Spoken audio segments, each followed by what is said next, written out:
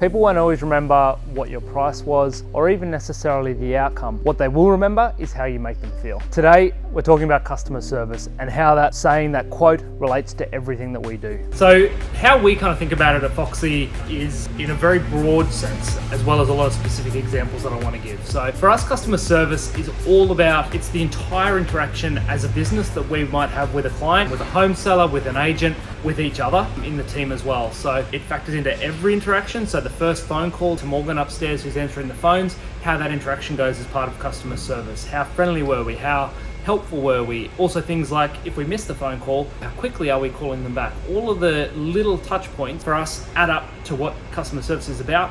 And then it comes back to that quote at the start, how have we made people feel when they deal with us? There's a good example that I'd heard from Uber. And if you think about the last time you called an Uber, I'm guessing you probably can't remember how much you paid for it. But I'm also betting that if it was a bad experience, you remember why. Did the car smell? Or if it was a great experience, you probably remember that. Was the driver very friendly? Did he offer you, the mints in the water and all that stuff? How you feel is the part that you remember, not the little details. And for us, the reason that we're even talking about this, and the reason partly is because it is, from our point of view here at Foxy, it's what we've built our reputation on. And as a business, it's a huge part of what people think about you and what they say about you when you're not in the room. And that's your reputation. So for instance, what people might know about us might have little bits to do with the pricing or the quality of what we do. Those things are obviously important, but I can tell you that this far into our business journey, 7 years in, that those things are not what has made us successful. Those things might help us on a micro level, on an individual job here and there. We might have won a job because of our pricing, we might have lost one because of our pricing. But the reason we've been able to grow and build the relationships we have is all the stuff outside of that we have put a real focus on doing really well, doing it right. And it's all to do with the reputation that we've built because of our customer service with our agents. We're fast, we're efficient, we do what we say we're going to do, we're great with our communication. And to sum all of that up, we make it easy for people. We try and take friction out of it. We try and solve problems as we're going. We also solve problems, which is another point that kind of comes into this whole how do you make people feel, and the customer service that goes with all of that is when we make a mistake. Because the reality is we have done 4,500 properties at this point over the 7-year journey. We're moving furniture in and out of houses every day. Now, while we're professional teams on site and we are very careful with what we do, that many properties, there's going to be a few mistakes here and there. What we do when we make those mistakes is a huge component as well, and that we really focus on turning what could be a very negative experience for somebody into something where it becomes a more positive experience.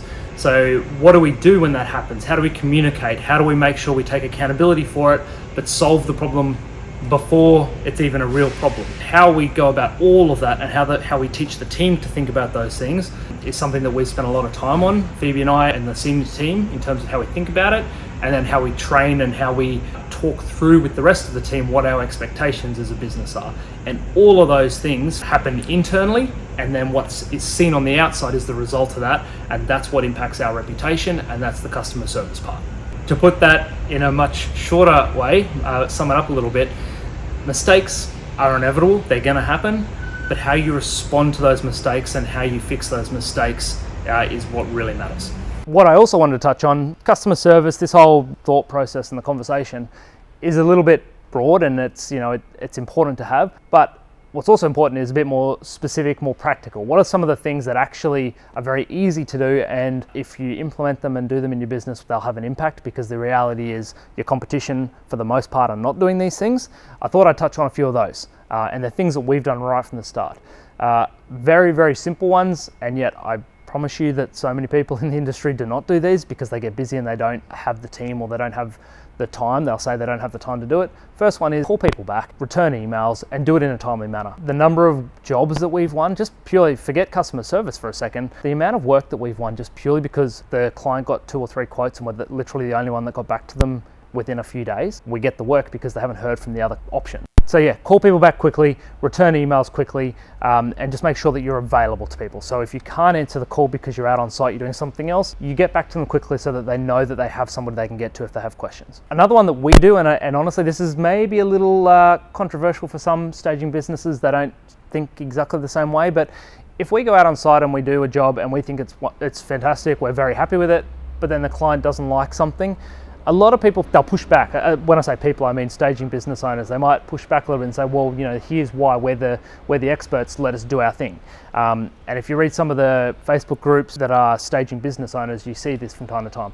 We take the approach where that might be true, but how we make them feel is more important. So there are times where we've gone and made a change that we didn't think was necessary, and it took time out of our day, and it cost time and money in the truck to make it happen, but we'll do it because within reason. We don't say yes to everything, but we'll go and do those things because we recognize that being seen to be flexible, being seen to be working with somebody, particularly from an agent's point of view, if that agent knows that we're willing to go and make changes, or that we're willing to be open to the opinion of the client or the agent, those things matter in your reputation and customer service, and it makes you easier to work with.